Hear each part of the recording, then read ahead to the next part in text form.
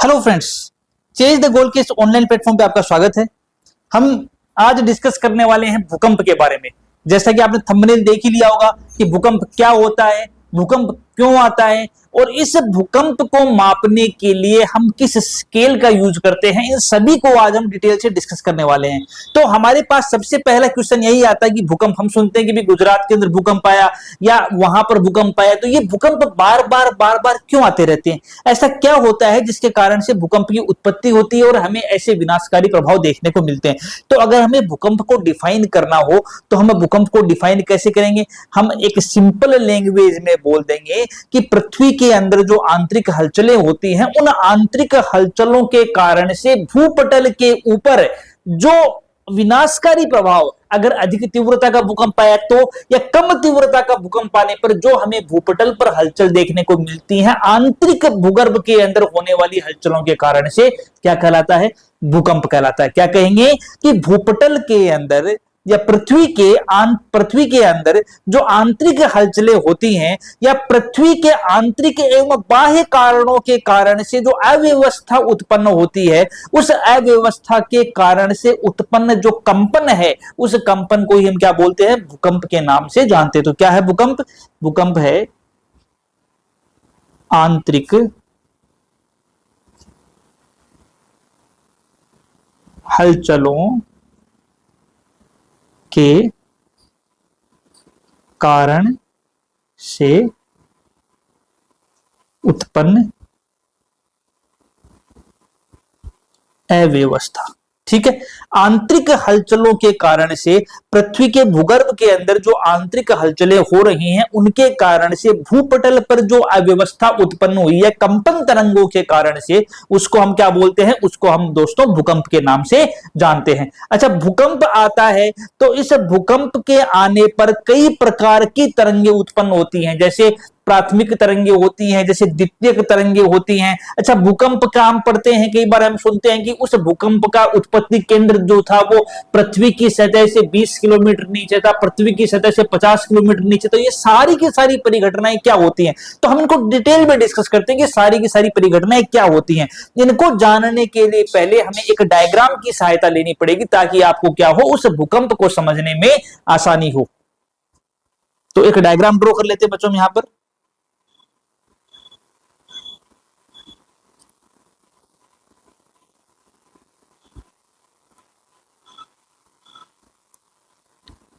इसको इससे ले लेते हैं।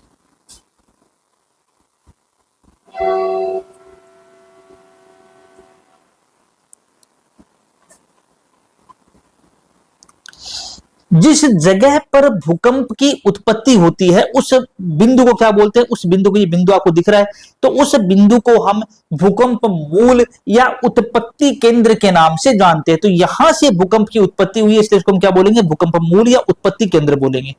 फिर एक परपेंडिकुलर लाइन ड्रॉ कर लेते हैं यहीं से, ये हो गई। ठीक है,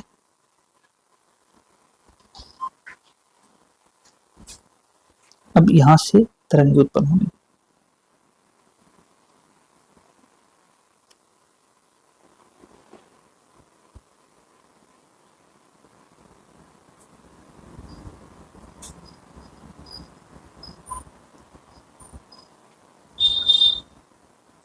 ये आपकी भूकंप मूल से उत्पन्न हुई तरंगे हैं, प्राइमरी और द्वितीयक तरंगों के नाम से इनको जाना जाता है। तो ये हो गई आपकी तरंगे हो गई। ठीक है,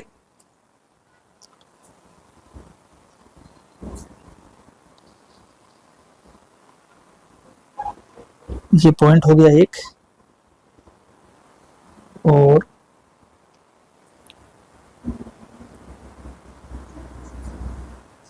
ये हो गया आपका। जो मैंने रेड कलर से यहाँ पे बनाया है, वो रेड कलर क्या बता रहा है? वो रेड कलर बता रहा है भूकंप के कारण से उत्पन्न होने वाली तरंगों को।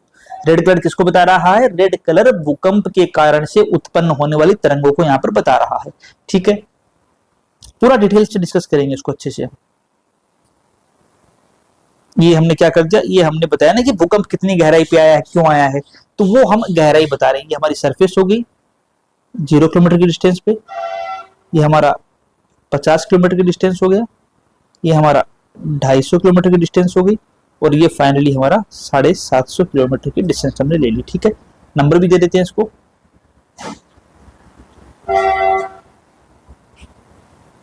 नंबर 1 बोल देते हैं, नंबर 2 बोल देते हैं, और इसको नंबर 3 बोल देते हैं। ठीक है,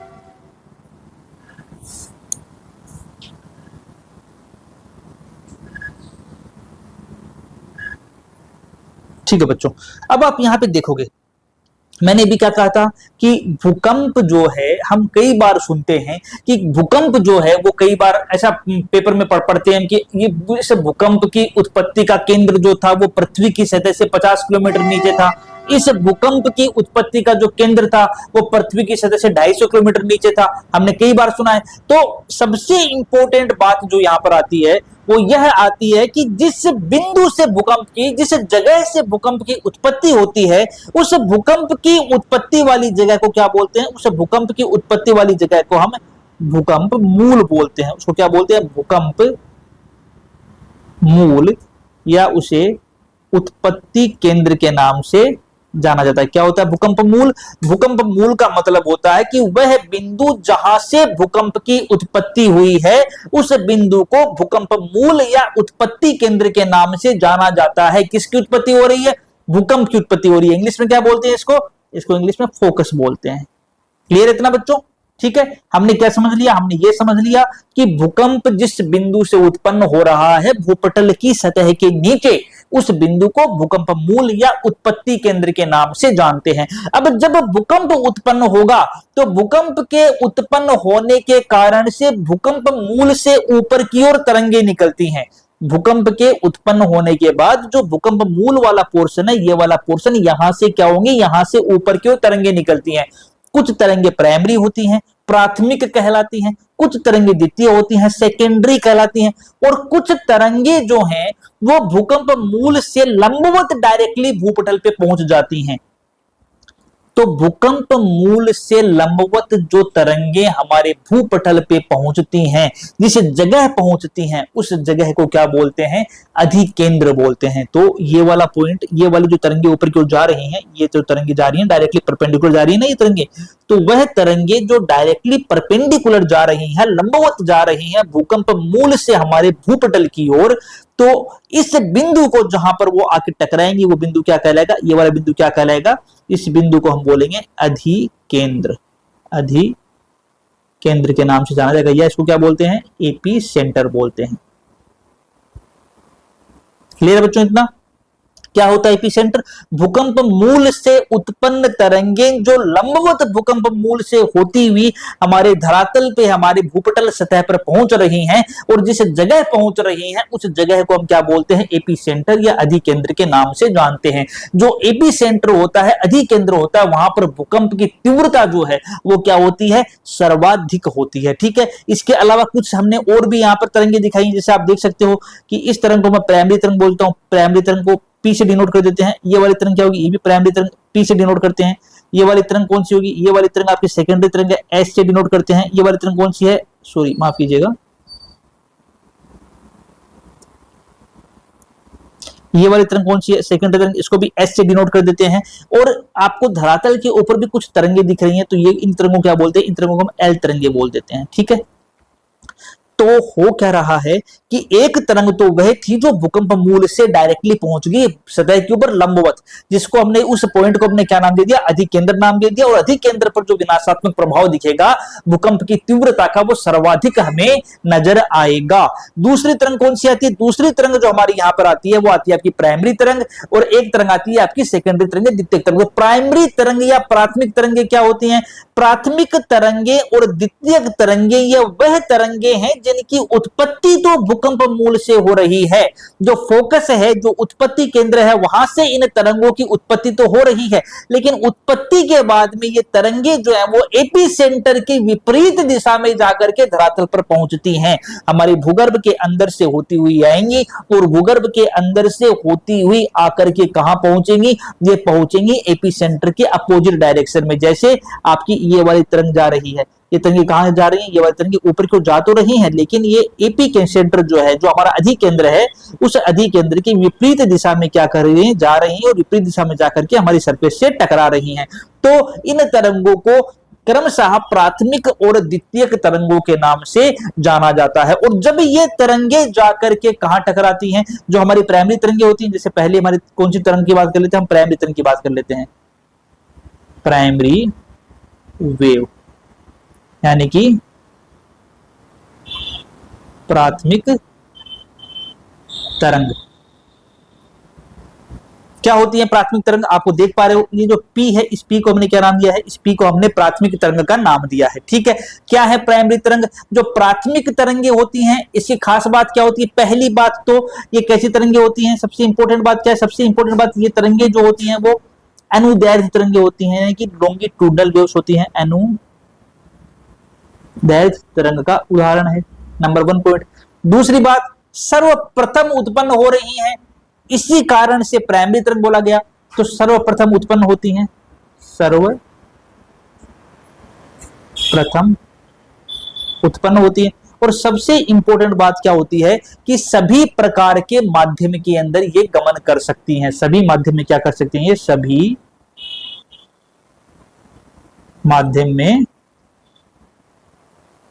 गमन कर सकती हैं। ठीक है, इनकी औसत स्पीड कितनी होती है, तो इनकी औसत स्पीड जो होती है वो 8 किलोमीटर जो है वो पर सेकंड क्या होती है, इनकी औसत वेलोसिटी होती है। ठीक है, इनका औसत वेग जो होता है वो 8 किलोमीटर पर सेकंड जो होता है वो क्या होता है, इनका औसत वेग होता है। तो भूकंप की बात कर रहे थे कि भूकंप जो है वो भूकंप क्या होता है, तो हमने बोला अच्छा हलचलें क्यों होती है, हमने पहले ही आपको बताया है कि कई फैक्टर होते हैं जो भूकंप के लिए रिस्पॉन्सिबल हैं। जब आप हमारी जियोग्राफी की क्लास देखोगे तो वहां पर हमने डिटेल से सारी चीजें बता रखी हैं कि पृथ्वी के अंदर भूगर्भ में आंतरिक हलचलों का कारण क्या होता है, हमने आपको कई चीजें बता रखी हैं। तो जब आप जाकर के उन क्लासों को देखोगे तो आपके समझ में आएगा कि आंतरिक बल के उत्पन्न होने का कारण क्या था।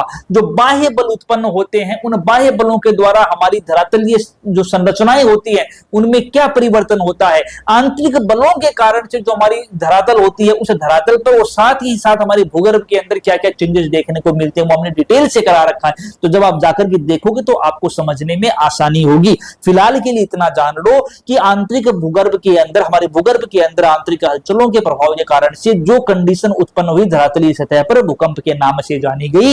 इस भूकंप के अंदर जो प्राइमरी तरंगे थी, प्राथमिक तरंगे थी, नेचर के अंदर अनुदैर्ध्य तरंगे थी, लॉन्गिट्यूडनल वेव्स थी, सबसे पहले उत्पन्न हो रही थी और हर प्रकार के मीडियम के अंदर ये पास होने की कैपेसिटी रखती थी। साथ ही साथ इनकी जो वेलोसिटी होती है, इनकी जो गति होती है वो 8 किलोमीटर प्रति सेकंड क्या होती है, इनकी गति होती है, प्राथमिक तरंगों के नाम से जानी जाती हैं। दूसरी तरंगे कौन सी आती हैं, दूसरी तरंगे जो आती हैं सबसे पहले एपिसेंटर के पास यही तरंगे पहुंचती हैं। दूसरी तरंगे कौन सी आती हैं, दूसरी तरंगे हमने भी पढ़ी सेकेंडरी वेव्स, यानी कि द्वितीयक तरंगे। दूसरी कौन सी आती है, द्वितीयक तरंगे दूसरी होती है, इनको अलग से लिख लेते हैं। ठीक है, हमारी आ गई सेकेंडरी वेव्स, ठीक है, या द्वितीयक तरंगे। ठीक है, अब देखो द्वितीयक तरंगे क्या होती हैं बच्चों, ये जानना जरूरी है कि द्वितीयक तरंगे क्या होती हैं। तो द्वितीयक तरंगे जैसे प्राथमिक तरंगे थी वो नेचर में कैसी थी, अनुदैर्ध्य तरंगे थी। पहले प्राइमरी तरंगे पहुंच गई, प्राइमरी तरंगों के बाद जो तरंगे उत्पन्न हुई उन तरंगों को, चूंकि प्राइमरी के बाद जो सबसे पहले उत्पन्न होगा वो प्राथमिक हो जाएगा, उसके बाद होगा वो द्वितीयक हो जाएगा। यही तो होता है भाई हमारी फैमिली के अंदर, जो पहले बच्चा पैदा होता है उसको पहला लड़का बोलते हैं, उसके बाद दूसरा हुआ तो उसको दूसरा बोलेंगे, यही हर जगह होता है। तो जो सबसे पहले उत्पन्न तरंगे थी वो तो प्राथमिक तरंगे हो गई। प्राथमिक तरंगों के बाद में जो तरंगे उत्पन्न हुई उनको हमने द्वितीयक तरंगों का नाम दिया। द्वितीयक तरंगे नेचर में कैसी होती हैं, द्वितीयक तरंगे नेचर में ट्रांसवर्स यानी कि अनुप्रस्थ होती हैं। कैसी होती हैं, ट्रांसवर्स या ये अनुप्रस्थ तरंगों का क्या होता है, उदाहरण है। नंबर 1 पॉइंट हो गया। नंबर 2 पॉइंट, वो सभी माध्यम के अंदर गमन करने की कैपेसिटी रखती थी, लेकिन द्वितीयक तरंगे जो होती हैं ये केवल और केवल ठोस माध्यम में गति करती हैं। क्या करती हैं, केवल ठोस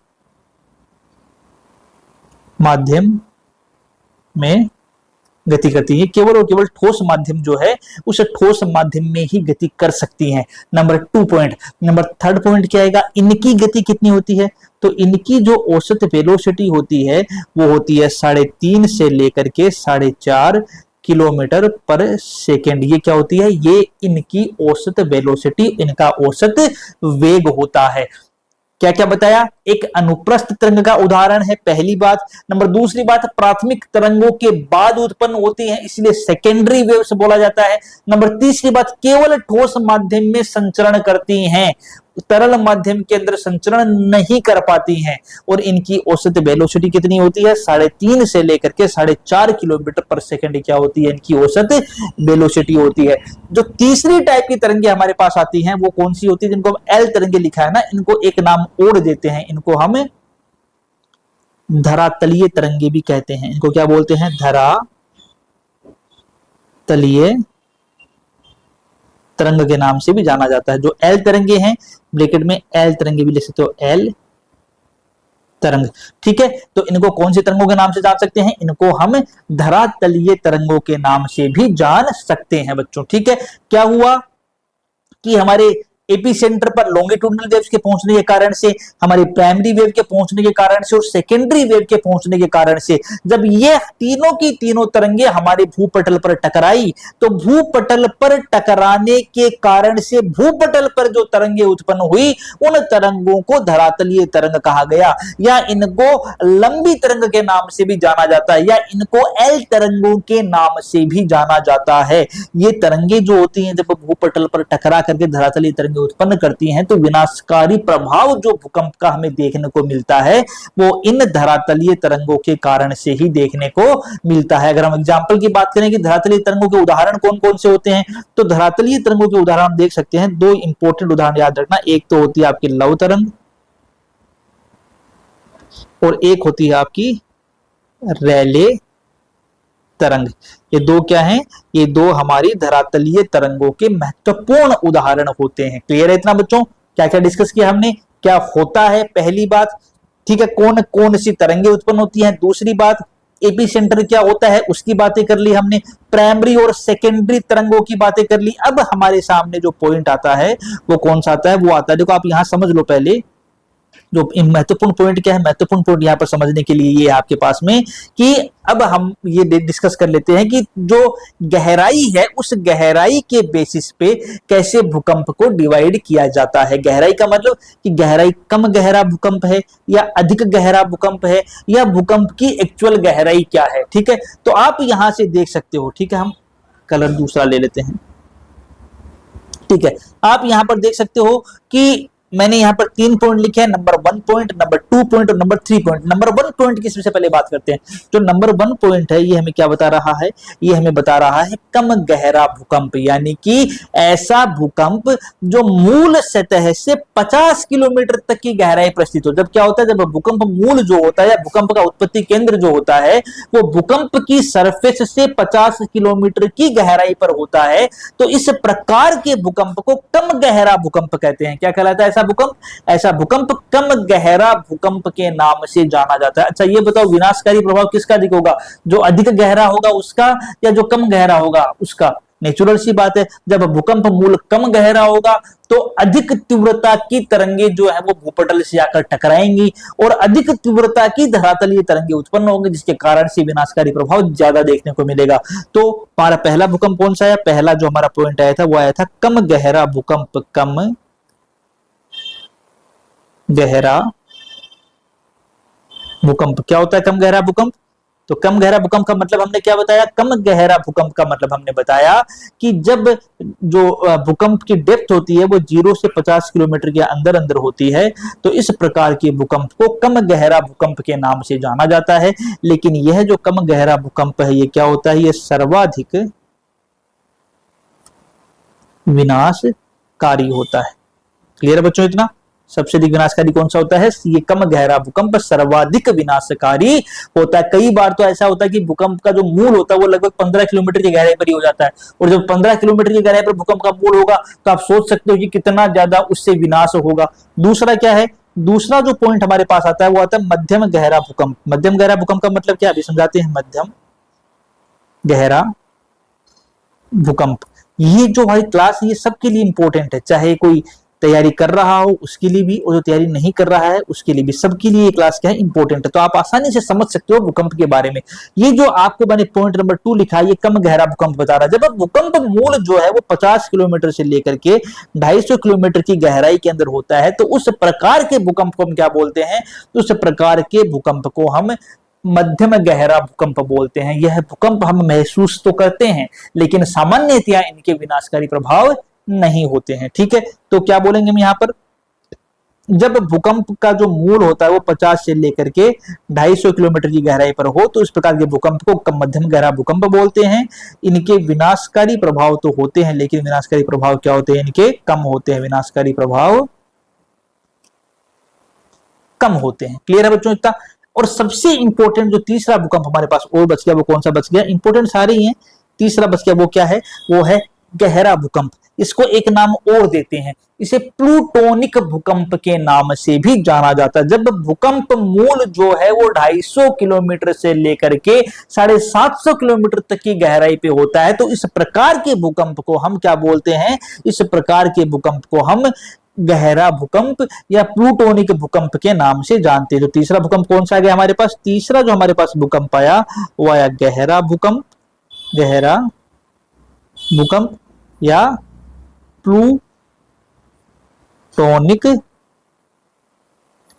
भूकंप। क्या होता है गहरा भूकंप या प्लूटोनिक भूकंप, गहरा भूकंप या प्लूटोनिक भूकंप का मतलब ये हुआ बच्चों कि इसके अंदर भूकंप का जो केंद्र होता है वो 250 किलोमीटर से लेकर के 750 किलोमीटर की गहराई पर होता है। क्या इस प्रकार के भूकंप को महसूस कर सकते हैं, इस प्रकार के भूकंप को हम महसूस नहीं कर सकते हैं। जब महसूस नहीं कर सकते तो पढ़ क्यों रहे हैं भाई, ये इसलिए पढ़ रहे हैं क्योंकि भूकंप का तो टाइप हो गया गहराई के बेसिस पे, दूसरा जो रिसर्च पर्पज किए जाते हैं जिसके अंदर हमें पृथ्वी की यांत्रिक हलचलों के बारे में जानकारी मिलती है, तो हमारे जो वैज्ञानिक हैं उन वैज्ञानिकों के अनुसंधान के लिए ये भूकंप क्या होते हैं, महत्वपूर्ण होते हैं।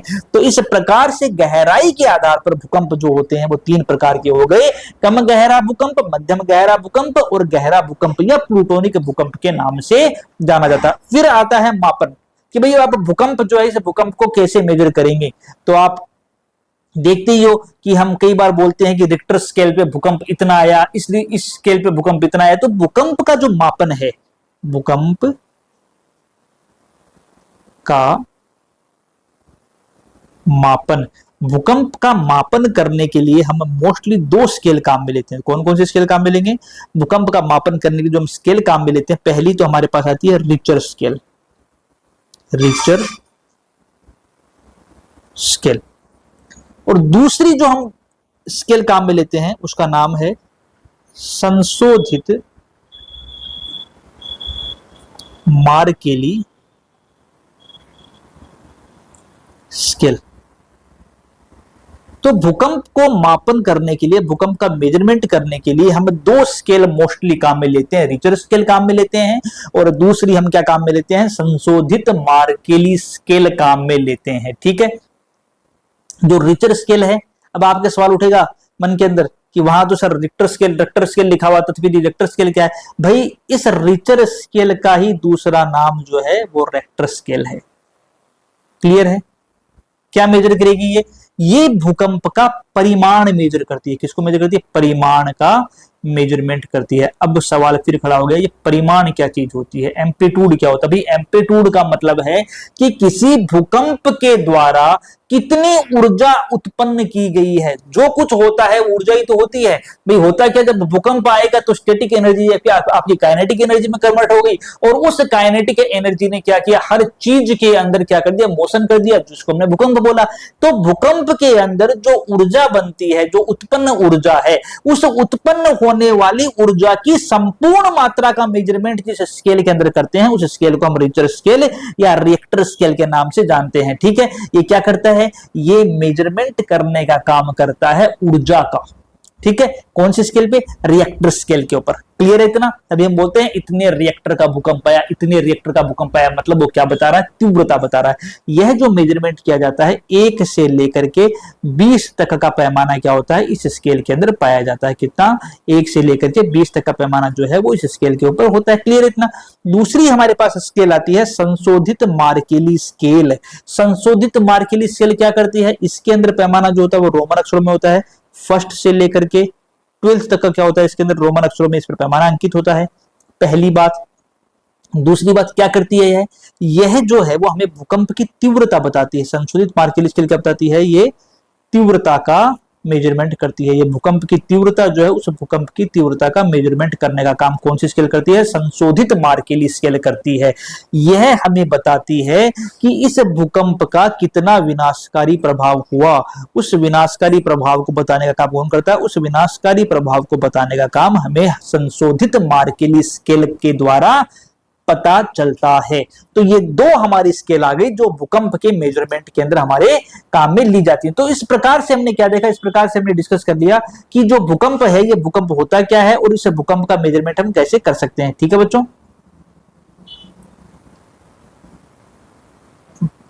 तो ये हमारी भूकंप वाली क्लास जो है वो भी कंप्लीट हो गई। हमने इसके अंदर डिस्कस किया कि भूकंप होता क्या है, पहली बात। दूसरा हमने क्या डिस्कस किया?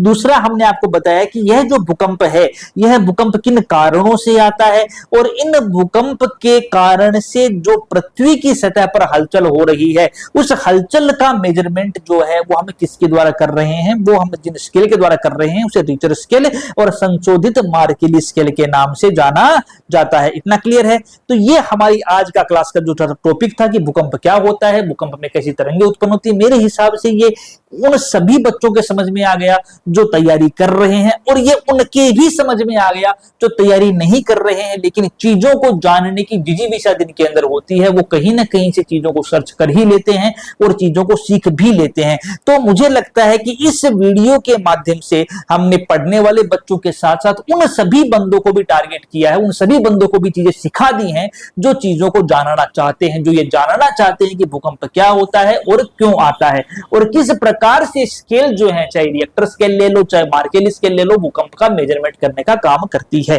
मिलते हैं ऐसे अगले वीडियो के अंदर जो ऐसी ही महत्वपूर्ण ज्ञानवर्धक इंफॉर्मेशन के साथ और ऐसी ही इंपॉर्टेंट जानकारी आपको इस चेंज द गोल के द्वारा बार बार प्रोवाइड करवाती जाती रहेगी। तो अगर आपको वीडियो पसंद आया तो वीडियो को लाइक करें और चैनल को सब्सक्राइब करना बिल्कुल ना भूलें। धन्यवाद दोस्तों।